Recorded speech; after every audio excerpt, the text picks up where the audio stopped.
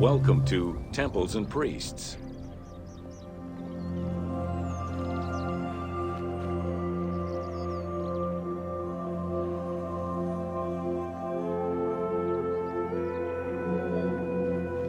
From its foundation, the city of Memphis favored worship of the god Ptah. The main temple of Ptah was known as Hutkaptah, meaning Palace of the Ka of Ptah. The name of the temple, translated into Greek as Aegyptos, would eventually evolve into the modern name Egypt.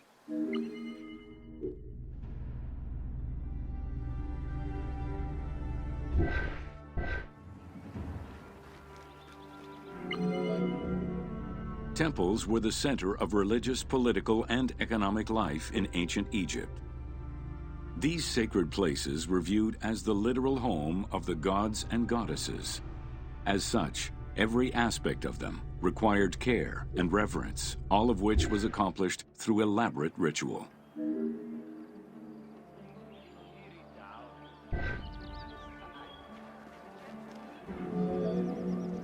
Located in the center of Memphis, the Temple of Ptah was the most prominent and imposing building in the city.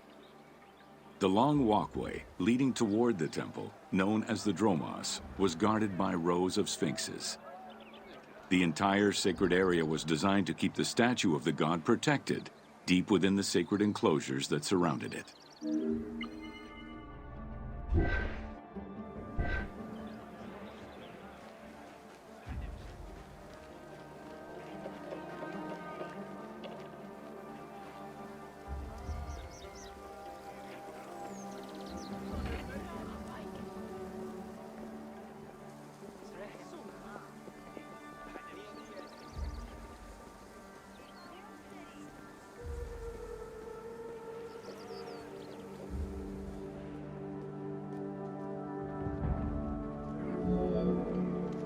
The Dromos opened into a courtyard, with the surrounding portico graced with columns carved to resemble palm trees. During special festivals, the general population was allowed to enter this location, but under no circumstances would they be allowed into the sacred spaces beyond the courtyard.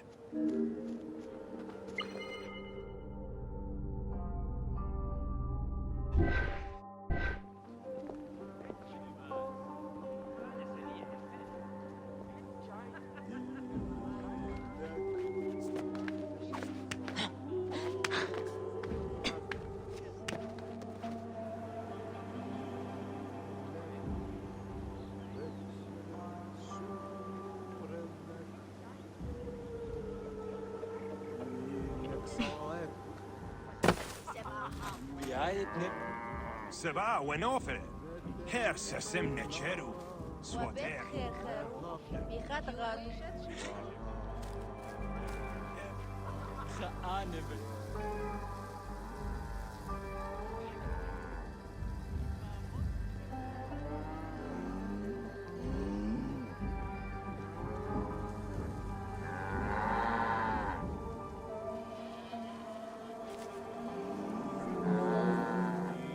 The Memphis Alabaster Sphinx was discovered in 1912, almost completely buried in water and sand. 8 meters in height and weighing in at roughly 90 tons, it is still mounted on its original pedestal.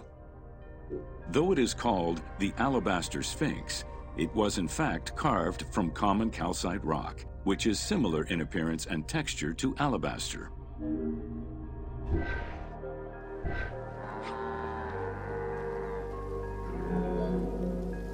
Erosion has destroyed the original engravings, making it difficult to determine when it was created. Egyptologists believe that its facial likeness resembles Amenhotep II, and so it could have been sculpted somewhere between 1700 and 1400 BCE. It is believed that this monument once stood outside of the Temple of Ptah and was integrated into subsequent extensions to the complex.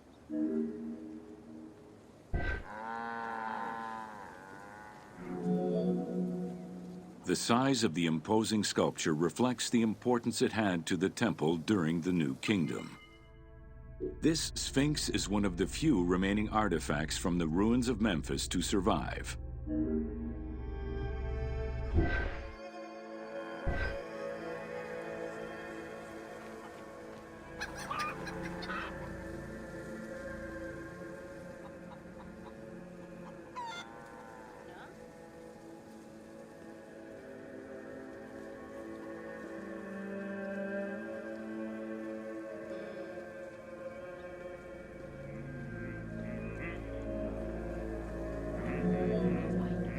In Egyptian culture, some animals were associated with gods, while others were considered to be living gods. The Apis bull was believed to be a divine entity.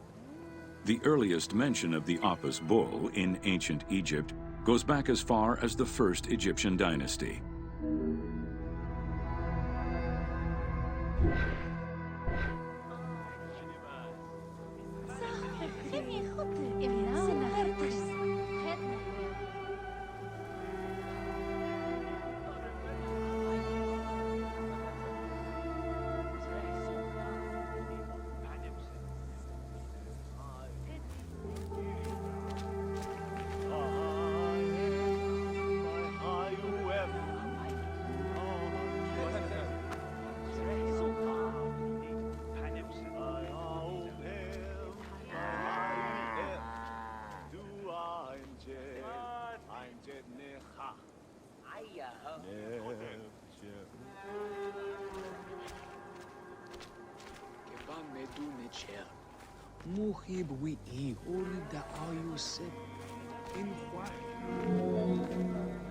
Originally the symbol of fertility, the Apis bull was linked to the god Ra, with the image of the sun carried between its horns. Later it was associated with Osiris, the ruler of the underworld, thus becoming the funerary divinity Osiris. During the 18th dynasty in Memphis, the Apis bull's association with the city's deity earned it the title Herald of Ptah. The Apis bull was so revered that even Alexander the Great, upon his arrival in Memphis, gave honor to Apis.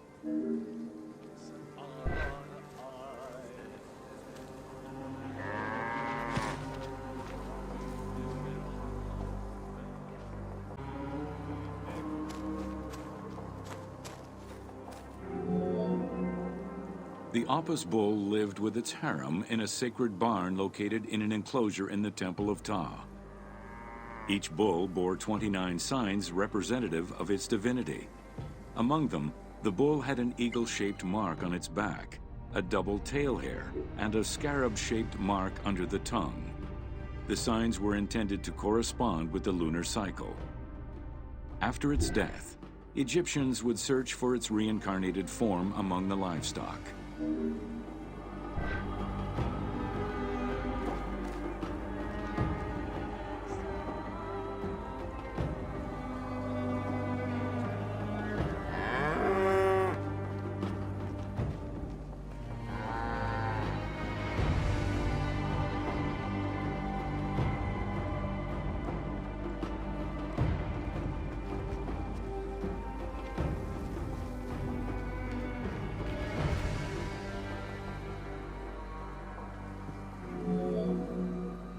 Like other living divinities, the mortal incarnation of the Apis bull was prayed to, and when it died, it was given a luxurious funeral, which included mummification.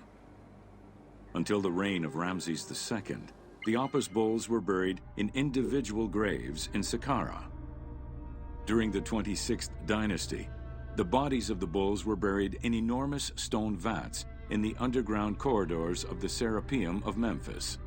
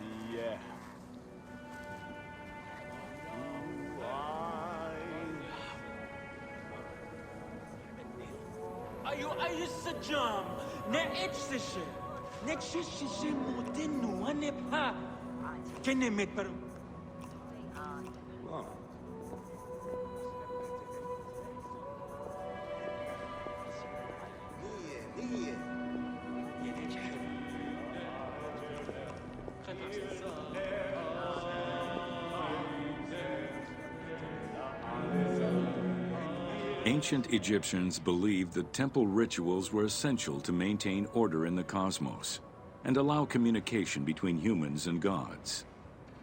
The pharaoh was required to bring offerings as part of a twofold promise made to the gods, to remain a just ruler and to prevent chaos from entering Egypt.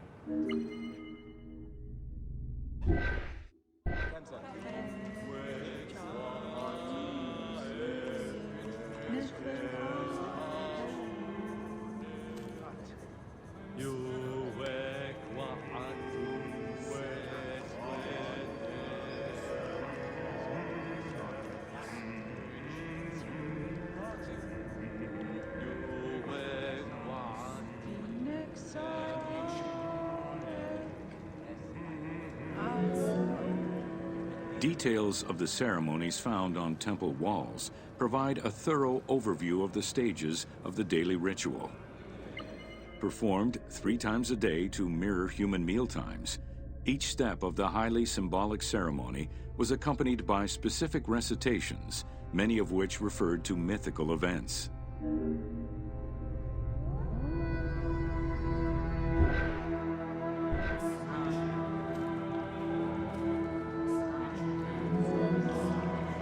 The high priest would first awaken the sleeping god with a chant. Then the seals of the shrine's doors were broken and the bolts drawn back. The act of swinging open the doors was a symbolic gesture where sight was granted to the deity. The priest would then bow and kiss the ground.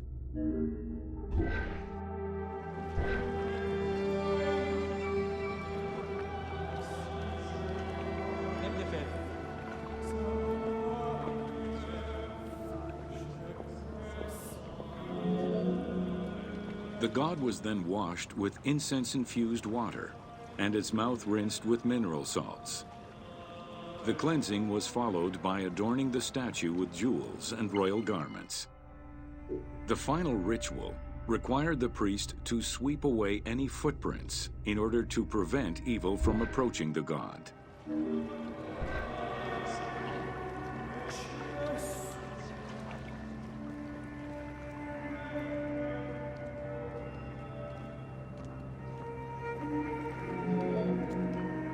Heredity was the primary source of new recruits.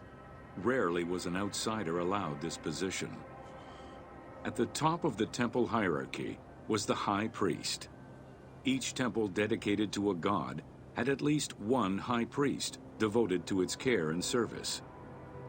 During the Ptolemaic dynasty, one family held the position of high priest in Memphis for almost 300 years.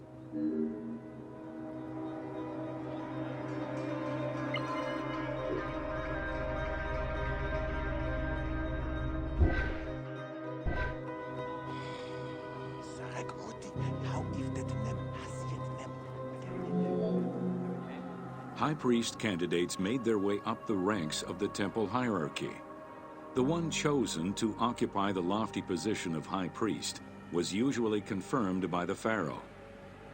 Several of the high priests were also important officials in the government. Families sharing the highest priesthood titles tended to make many alliances, thereby gaining more land and wealth.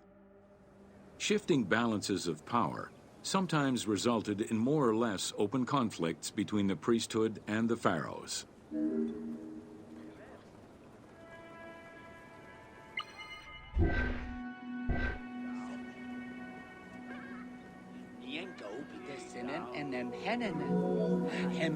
In the 21st dynasty, Thebes became the capital of an almost entirely theocratic government.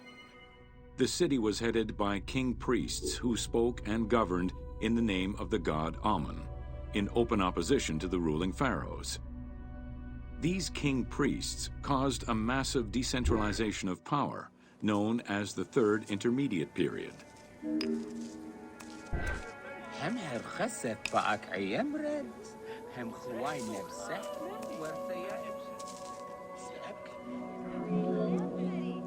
The educational institution in ancient Egypt was known as the House of Life.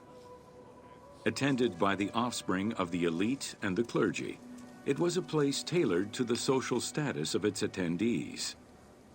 The earliest references to this type of institution date back to royal decrees of the Old Kingdom.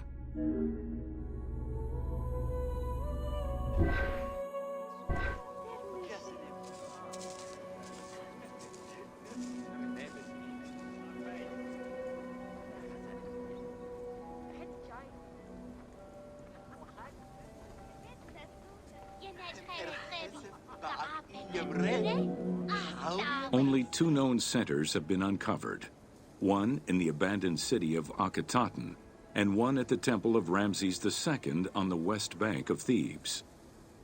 Inscriptions uncovered in those locations mention the names and titles of people who were connected with the House of Life, such as a chief physician and many scribes. It is presumed that by the late kingdom, every temple had a House of Life.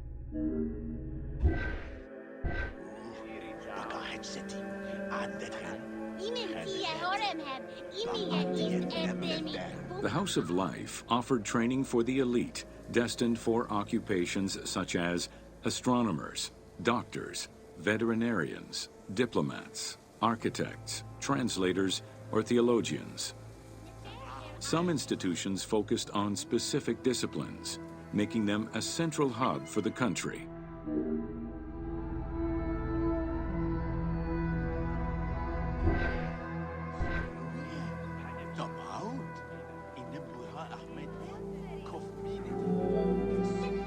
Not limited to instruction for young students, the House of Life was a source of reference for many scholars, with rooms dedicated to papyri of many disciplines.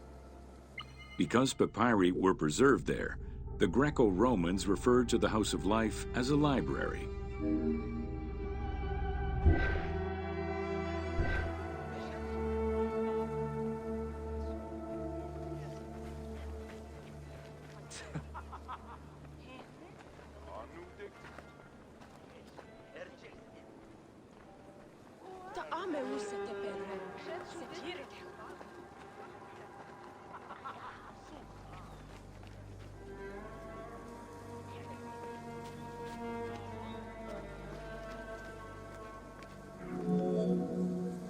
Ancient Egyptian economy was based on an unequal system of redistribution of goods. The state of Egypt collected the crops, and the temples distributed them throughout the provinces. Since the only people capable of counting and ensuring a fair redistribution were the educated scribes, this meant that the temples played a pivotal role in this process.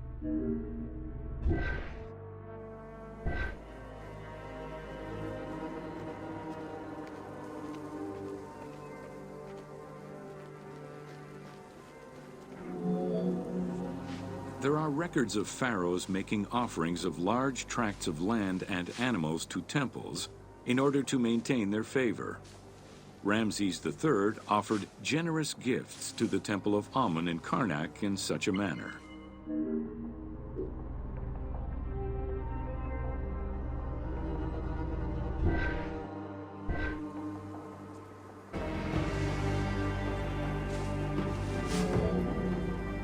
Palaces, warehouses, and granaries were built inside the temple compound to better control the redistribution of goods. The size of the recorded numbers of goods, combined with every other function filled by temples, only serves to confirm their might as economic, religious, and political centers of power within Egypt.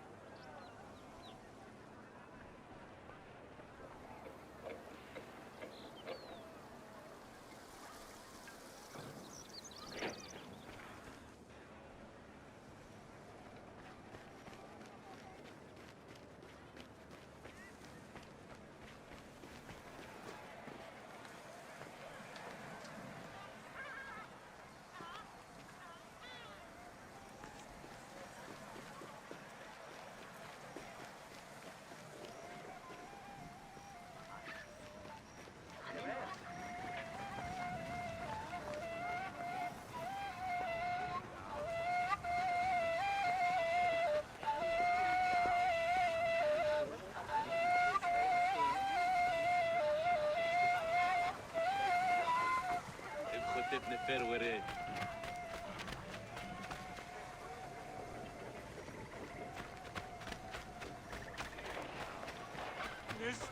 ويسان سمو ويان خطير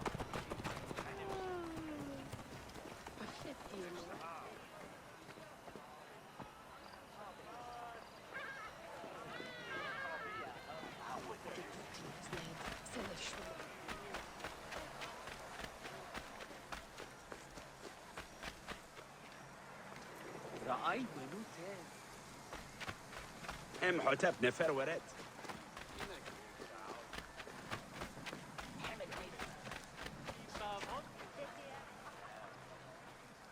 باي شاهرب رخيخي فحاوسا